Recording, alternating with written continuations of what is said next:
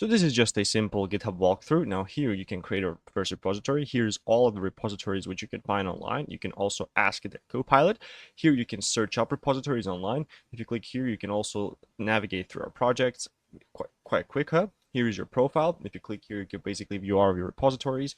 You can even do all of these stuff. You can go over to your profile, for example. Wait until this loads. You can open up, for example, one of your repositories as well, which will list all of the code as well as everything that's been inside of it. Now you can also you can also see here which language has been used. So that's quite neat.